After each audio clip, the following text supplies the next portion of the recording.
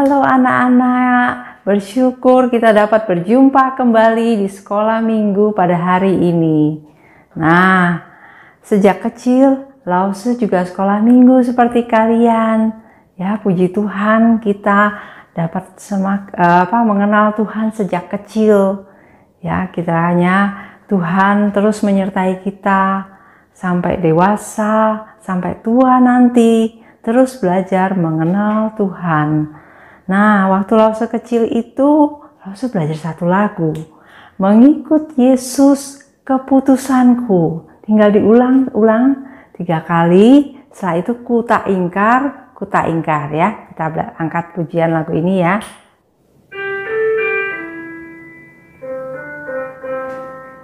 Mengikut Yesus keputusanku, mengikut Yesus keputusanku, mengikut Yesus keputusanku, ku tak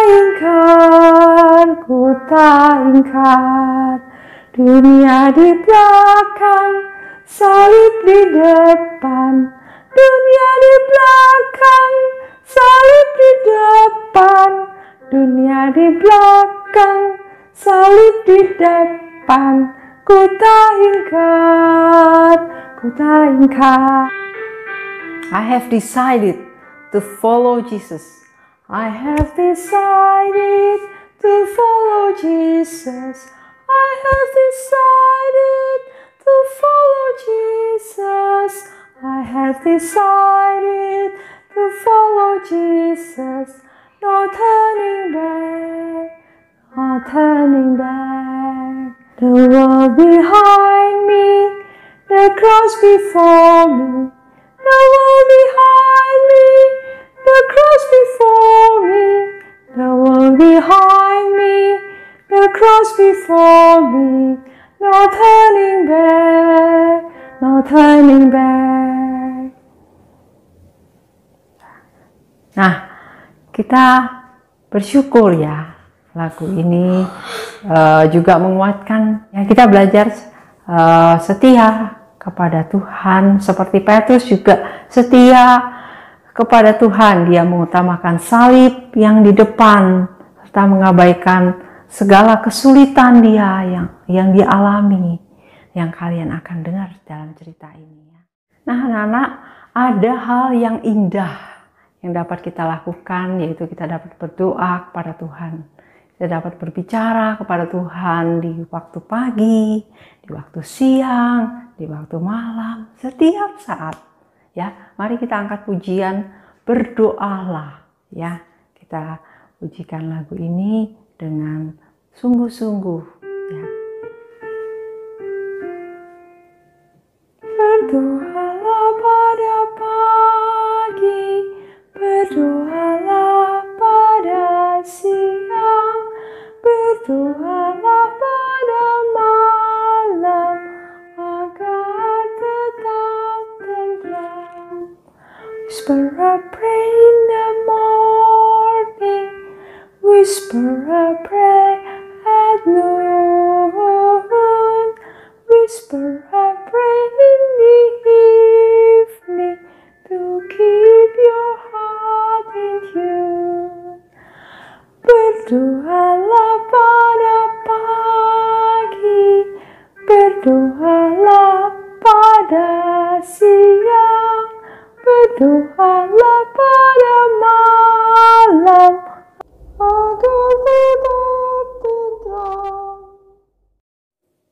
Anak-anak, hari ini Alausa ada ajak seorang teman, namanya Dodo. Perkenalkan, nama saya Dodo. Hai Dodo. Dodo tahu tidak apa artinya berdoa? Berdoa itu lipat tangan dan tutup mata. Itu sikap dan postur doa, ya. Nah, menurut katekismus pertama, doa itu adalah meminta kepada Allah apa yang sudah dijanjikan. Berdoa itu adalah meminta kepada Allah apa yang sudah dijanjikannya di Alkitab dan bersyukur untuk apa yang telah dikaruniakannya. Sudah pernah takut tidak akan sesuatu gitu? Dodo takut mimpi buruk, takut petir, Dodo takut kecoa, sama takut gelap. Oh, nah Dodo berdoa tidak kepada Tuhan kalau takut? Ya, kita bisa meminta kepada Tuhan untuk menolong kita ya ketika kita takut, ketika hal yang buruk terjadi, nah ketika kita memiliki masalah ya. Nah, apakah Allah akan menjawab doa kita? Terkadang mungkin kelihatan Allah tidak menjawab doa kita, tapi Dia selalu menjawab. Ya, selalu menjawab ya, tidak, atau tunggu ya. Apa Dodo? Ya, tidak, tunggu. Ya, tidak, tunggu. Ya, Dodo sudah hafal ya, tidak dan tunggu. Nah, Allah mengasihi kita. Dia senang mendengarkan doa kita. Dia senang juga menjawab doa kita. Sekarang Lausa akan cerita tentang jemaat Tuhan yang sungguh-sungguh bertekun dalam doa. Ya, mereka berdoa terus-menerus untuk hal. Ya, kita berdoa dulu ya anak-anak. Yuk Dodo, kita sama-sama berdoa ya. Tuhan, terima kasih karena kami dapat memanggil-Mu Bapa, kami dapat memanggil-Mu setiap saat, berdoa kepadamu, baik pagi, siang maupun malam, setiap saat. Sebentar lagi kami anak-anak-Mu mau mendengarkan firman Tuhan. Tuhan tolong anak-anak, Tuhan tolong juga Lausa yang akan memberitakan firman Tuhan. Terima kasih ya Tuhan, dalam nama Tuhan Yesus kami berdoa. Amin. Minggu lalu Laus Marta sudah cerita tentang siapa anak-anak yang mendoakan Dorcas. Oh ya, Pak Petrus mendoakan Ibu Dorcas ya. Hari ini kita melanjutkan kisahnya ya. Cerita hari ini diambil dari Kisah Para Rasul, pasal yang ke-12.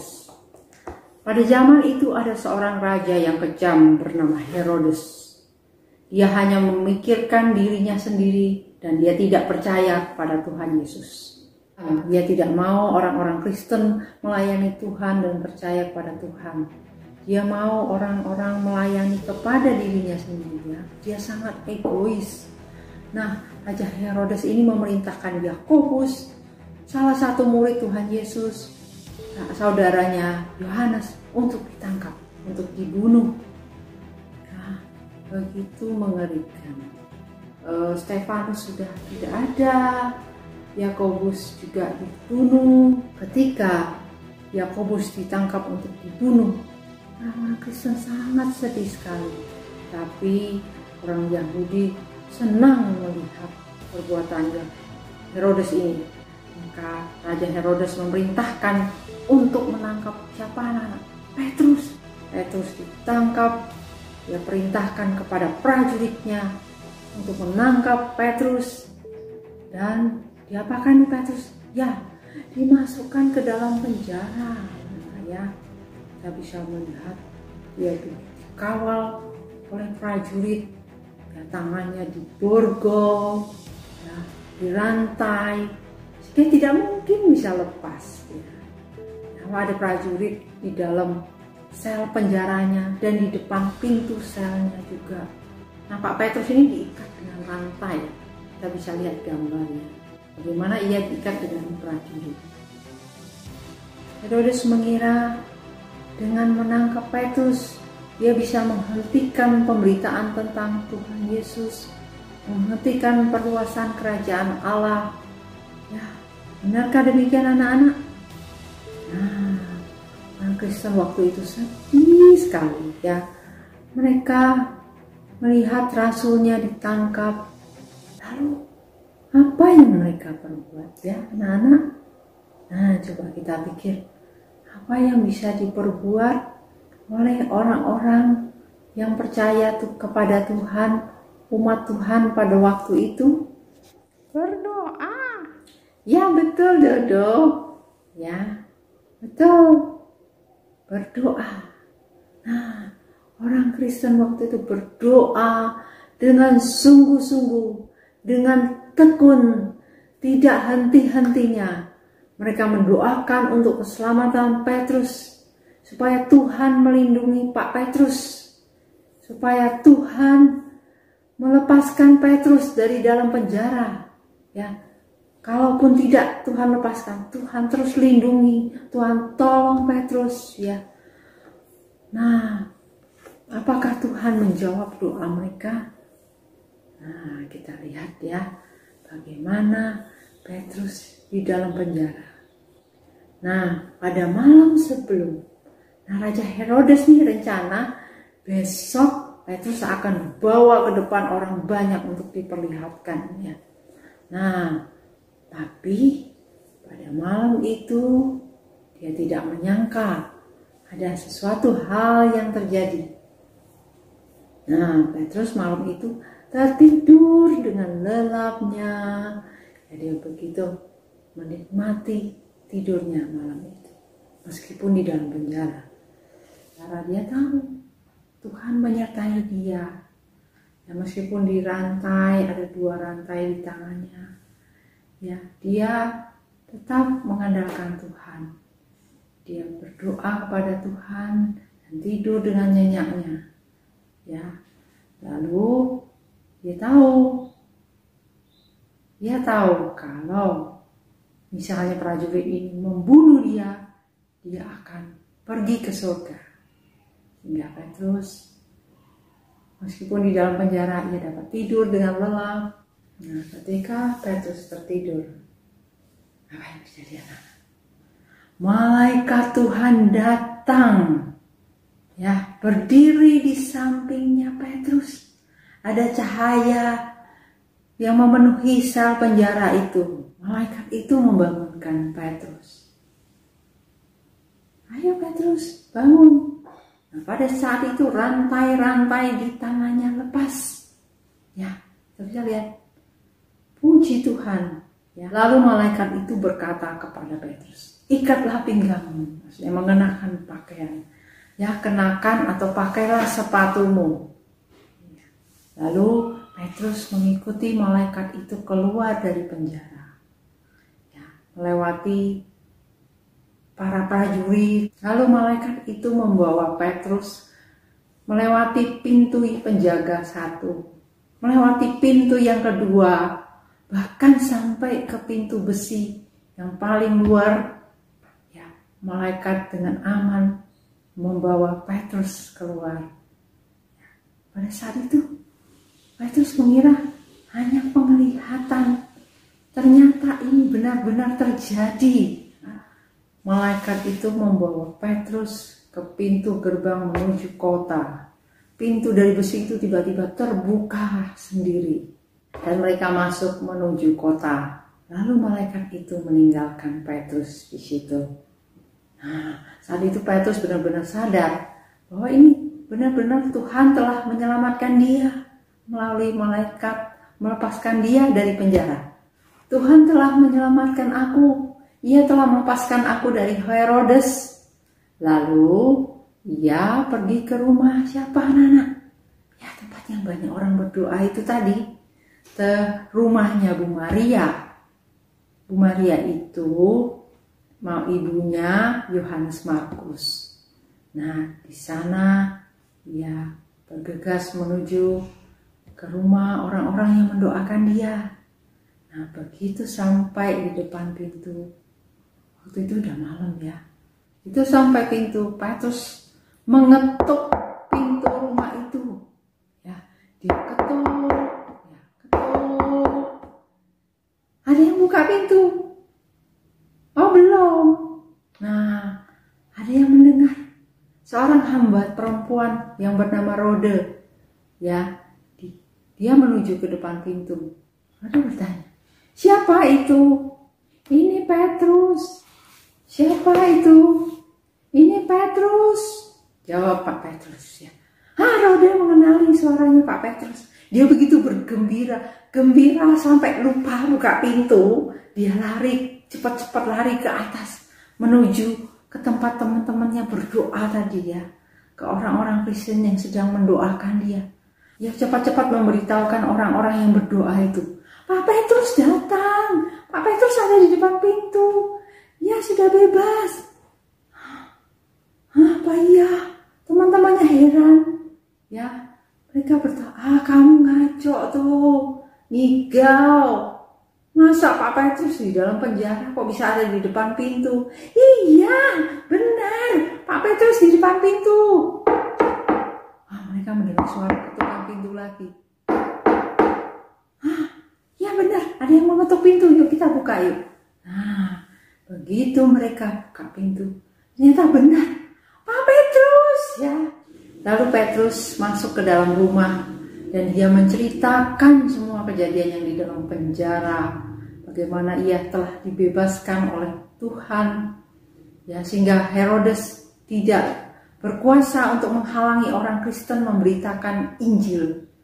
Ya, dia memberitahukan bagaimana Tuhan sudah membebaskan dia, dan dia memberitahu agar orang lain diberitahu juga. Ayo kasih tahu Yohanes, Tuhan mau Injilnya terus diberitakan. Tuhan mau kita melayani dia.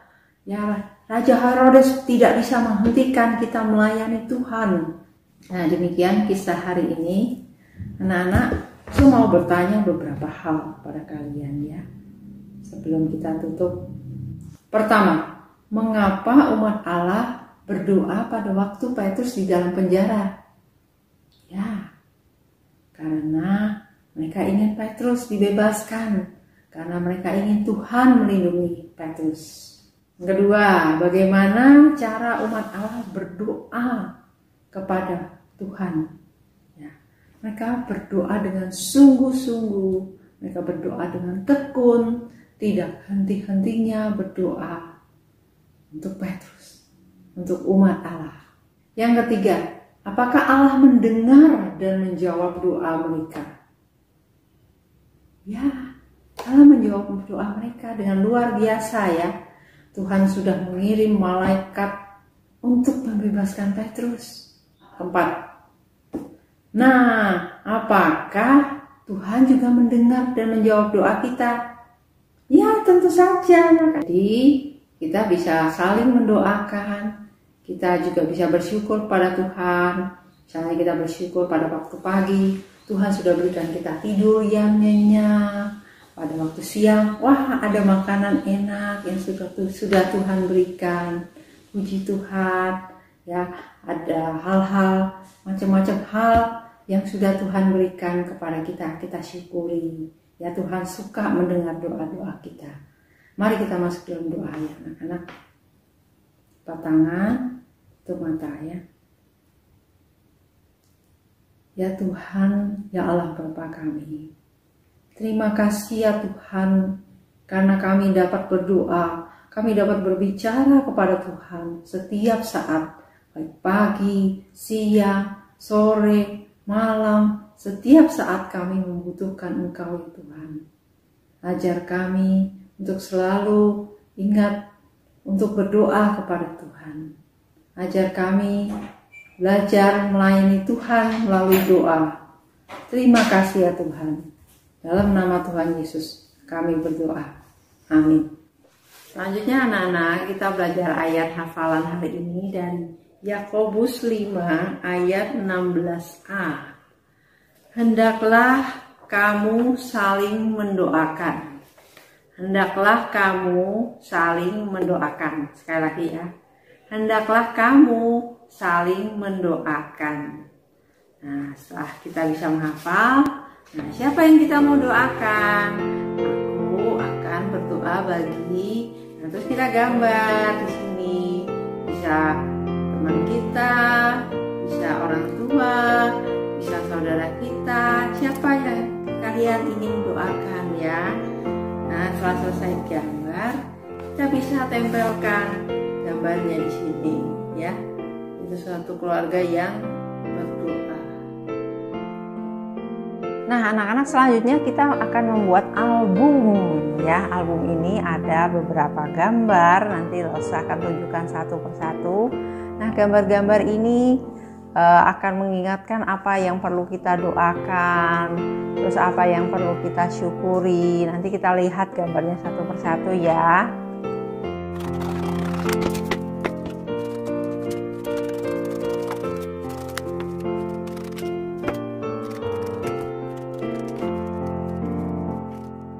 Cara banyak hal yang dapat kita doakan. Mari kita doakan rumah, keluarga, dan sekeliling kita.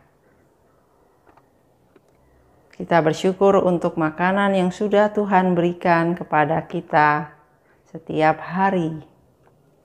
Bersyukur untuk firman yang dapat diberitakan dan kita dengar dan baca setiap hari. Puji Tuhan. Mendoakan orang tua kita, papa mama kita, Tuhan berkati mereka. Doa Cici, Koko, adik, teman-teman yang sudah Tuhan berikan kepada kita, Tuhan sertai mereka. Berdoa untuk kemuliaan nama Tuhan, kiranya kerajaannya diperluas. Berdoalah pada pagi, berdoalah pada siang. Berdoa untuk teman atau saudara kita yang sedang terbaring sakit. Tuhan tolong sembuhkan.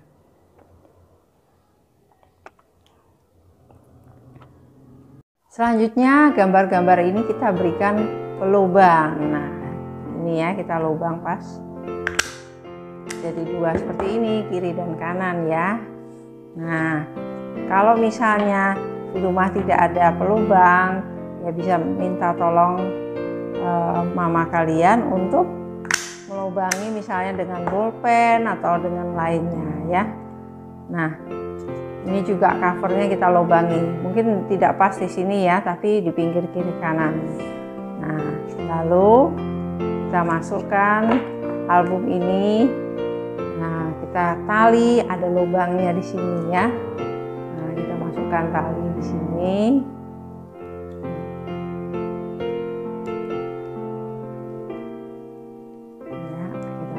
Paskan lubangnya ya, sehingga talinya bisa masuk ke dalam sini ya. Nah, kita paskan lubangnya sehingga talinya kita masukkan ke dalam lubang sini. Lalu kita bisa ikat gambar ini, album ini, dan jadilah album ini bisa kita lihat satu persatu gambarnya yang akan mengingatkan apa yang perlu kita doakan. Ya anak-anak, demikian album doa kita hari ini. Terakhir untuk aktivitas rumah, ya anak-anak dapat membaca bersama orang tua, mempercayai Allah dengan berdoa. Ya, jadi Tuhan ingin anak-anak melayani Tuhan dengan berdoa. Ya, di sini anak-anak dapat mengingat kembali cerita tadi, yaitu bagaimana Petrus di dalam penjara, lalu orang-orang Kristen mendoakan untuk Petrus. Nah, anak-anak juga dapat melayani Tuhan dengan berdoa. Ya. Nah, selanjutnya Tuhan selalu menjawab apa anak-anak? Nah, temukan jawabannya di dalam sini ya. Nah, anak-anak bisa mewarna untuk menemukan jawabannya. Ya. Jadi demikian aktivitas hari ini.